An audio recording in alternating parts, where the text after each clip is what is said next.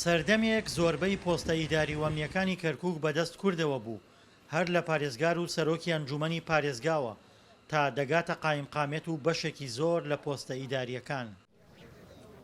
بەڵام ئێستا کورد کەمترین پۆستی باڵای لە کەرکووک هەیە و لە دوای ڕیفراندۆمەوە نزیکەی 100 پۆستی لەدەست داوە. دوای لێکەوتەکانی ڕیفراندۆمەوە لە کەرکووک پۆستەکان زۆر دەست کورد ڕۆیشتووە، یعنی بۆ نمونە زۆریان کورد خۆی بەجێ هێشتە. بۆ نمونە چوار قایمقامەتمان هەیە لە کەرکووک، یورە قایمقامێتێکمانە کەرکووکانێک کە دوانی لای برادانی پارتی بۆ قایمقامێتی قەزای کەرکووک، قایمقامێتی دووبز، مدیر ناحیەی سەرگەڕان، ئەمانە بۆ خۆی کورد بەجێ هێشتووە، یان فەرچەند فەرمانگەیەکمان هەبوو وەکو کشت و کاڵ و شوێنەکانی تر برادانەی پارتی خۆیان بەجیان هێشتووە و خۆشی وایە ئۆتۆماتیکیان دوای ئەوە زیێگرەکەی و دوای چەند ساڵێ ساورش کراوە پێشیان تراوە بگەڕێنەوە نەگەڕاوەتەوە خەڵکی تریان داناوە. بەرپرسانی پارتی ئۆباڵی لە دەستدانی پۆستەکانی کەرکووک و جێهێشتنی شارەکە دەخەنە ئەستۆی یەکێتی و ڕێکەوتن لەگەڵ هێزە شیعەکان لە 16 ئۆکتۆبەری ساڵی 2017.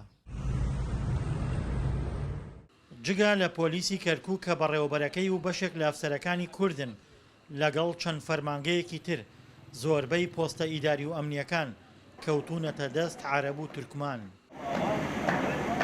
کورد کە لەسەر جەم هەڵبژاردنەکاندا زۆربەی دەنگەکانی پارێزگاکەی بەدەستهێناوە دەیەوێت لە ڕێگەی وەرگرتنەوەی پۆستی پارێزگاوە باڵانسە لاربووەکەی ڕاست بکاتەوە و پارێزگاری کەرکووکیش لەسەر ڕادەستکردنەوەی پۆستەکەی بە کورد بەو پێی زۆربەی دەنگەکانی هەیە هیچ وەڵامێکی نییە.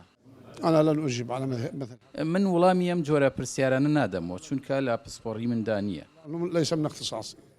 لە کاتێکدا کورد خۆی بە زۆری نەدەزانێت لە کەرکووک و زۆربەی پۆستەکانی لەدەست داوە، بەڵام تورکمان داوای زیندووکردنەوەی پێشنیارێکی جەلال تاڵەبانی سەرۆکی کۆچکردووی یەکێتی دەکات کە پۆستەکان بە شێوەی 33% دابەش بکرێن بەسەر پێکاتەکاندا.